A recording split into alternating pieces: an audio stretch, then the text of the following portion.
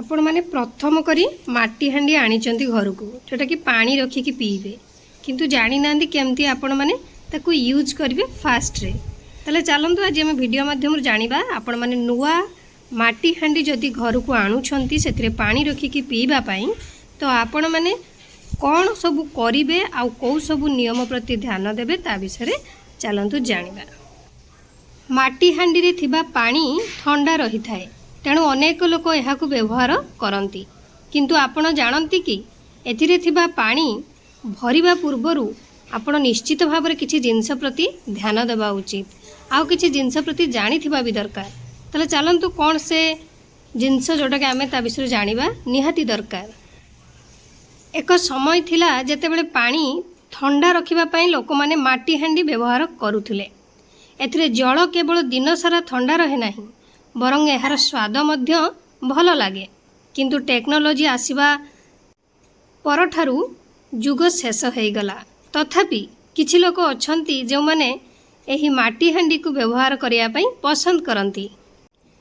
आपण बाजाररु सहजरे अनेक प्रकार माटी हांडी पाइबे जहाको आपण निज बजेट एवं पसंद अनुसार किनि परिबे तथापि आपण माने जेतेबेले नुआ करी माटी हांडी किणुछंती तो आपण माने केमती यूज करिवे आसंतु से विषय आज आम वीडियो माध्यम जानिबा जोटा कि टॉपिक आमर अछि माटी हांडी जदि प्रथम करी आपण माने घर को आणुछंती तो आपण माने केमती यूज करिवे।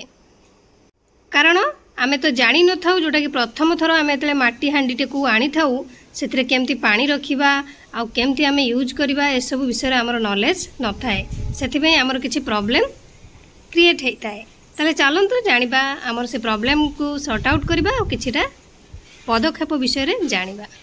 गुड आफ्टरनून आपण मानक समस्त को मो तरफ नमस्कार। आशा करछि आपण माने समस्त भलरे थिबे मु भी भलरे अछि।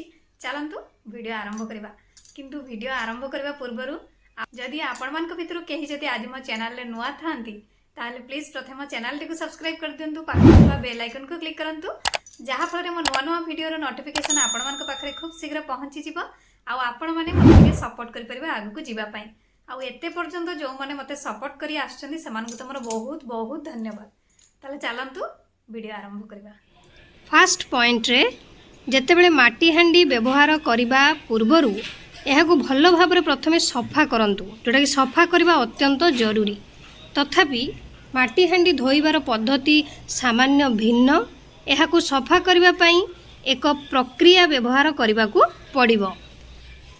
आपण जानी आश्चर्य हेबे जे माटी हांडी भितरे हाथ पुरई भल भाबरे धोइबा उचित नुहे कारण आमर माटी हांडी को बाहरु बहुत भल भाबरे आपण धोई परिबे किंतु माटी हांडी भितरे हाथ पुरई आपण माने केबे भी धोइबे नाही। धोइले कौन हेबो ना माटी हांडी भितरे छोट छोट छिद्र थाए जहा पई आमर पानीटी ठंडा रही थाए। जदि आपण माने हाथ बुलेई माटी हांडी भितरे माटी हांडी को परिष्कार करुचंती तो ताहले आमर से छिद्र गुडी को बंद हो जिवो जहा फल रे आपणकर पानी आउ ठंडा रहिबो नाही।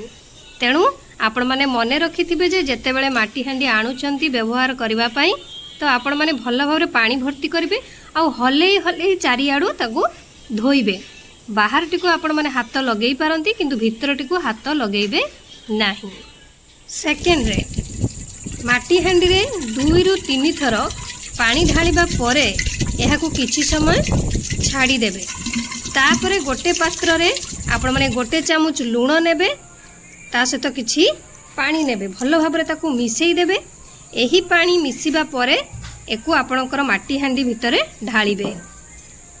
तापरे आपण माने एही हांडी रे पानी पूरा भर्ती कर देबे। भर्ती करी ताकू राती सारा छाड़ी देबे। तापर दिन सकाळे हांडी रु पानी टिकू बाहर करी फिंगी देबे। तापरे विशुद्ध पानी भरी नेबे एवं हांडी को भितरु भल भाबरे सफा करिवे। हाथ लगेइबे नाही केवल पानी देई ताको हलेई हलेई भल भाबरे सफा करिवे। तापरे आपण माने फ्रेश पानी भरी एकू यूज करि परिबे। आउ गोटे पॉइंट जेतेबेले आपण माने लूण तो पानी रे जोटा कि हांडी पानी रे रखिले राति सारा छाड़िले तापर दिन ताकू पानी टिकू ढाली देले तापरे कौन करिवे ना हांडी टिकू भल भाबरे सुखेई देबे। ଶୁଖିବା ପାଇଁ ଛାଡ଼ିବେ। ଶୁଖିବା ପାଇଁ ଛାଡ଼ିଲେ କ'ଣ ହେବ ନା ଆପଣଙ୍କର ହାଣ୍ଡିର ପାଣି କଲର୍ ଆଉ ଚେଞ୍ଜ ହେବ ନାହିଁ। ନେକ୍ସଟ ପଏଣ୍ଟରେ ରହିଲା ଆମର, ଆପଣ ଜାଣି ଆଶ୍ଚର୍ଯ୍ୟ ହେବେ ଯେ ହାଣ୍ଡିକୁ ସାଧାରଣ ରଖିବା ପରିବର୍ତ୍ତେ ଏହାକୁ ଏକ ମାଟି ପାତ୍ର ଉପରେ ରଖନ୍ତୁ। ଏହାଦ୍ୱାରା ଆପଣଙ୍କର ପାଣି ଯେଉଁଟାକି ମାଟି ହାଣ୍ଡିରେ ରଖିଛନ୍ତି ଇଏ 2 ଗୁଣ ଥଣ୍ଡା ରହିବ। ଏଥିପାଇଁ ଆପଣ କ'ଣ କରିବେ ନା ଏକ ହାଣ୍ଡି ଆକାରର ଗୋଟେ ଥାଳି ନେବେ, ଯେଉଁଟା ସିଏ ବି ହେଇଥିବ ମାଟିର। ସେ ଥାଳିଟିକୁ ତଳେ ରଖିବେ, ତା ଉପରେ ଆପଣଙ୍କର ମାଟି ହାଣ୍ଡି ପାଣିଟି ରଖିବେ। ତା ଦ୍ୱାରା ମାଟି ହାଣ୍ଡି ପାଣିଟି ପୁରାପୁରି ଥଣ୍ଡା ରହିବ। ଯଦି ଆପଣଙ୍କର ଗୋଟେ ପୁରୁଣା ହାଣ୍ଡି ଅଛି, ତାକୁ ଫୋପାଡ଼ିବା ପାଇଁ ଚାହୁଁଛନ୍ତି, ତ ଫୋପାଡ଼ିବା ପରିବର୍ତ୍ତେ ଆପଣମାନେ ଏକୁ ପୁନଃ ୟୁଜ୍ କରିପାରିବେ। କେମିତି ନା ଏଥିରେ ଆପଣମାନେ ଡାଲି, ଚାଉଳ ଏମିତି କିଛି ଜିନିଷ ଆପଣମାନେ ସଂରକ୍ଷଣ କରି ରଖିପାରିବେ। आशा करुच्ची आपको भिडियोटी भल लगी।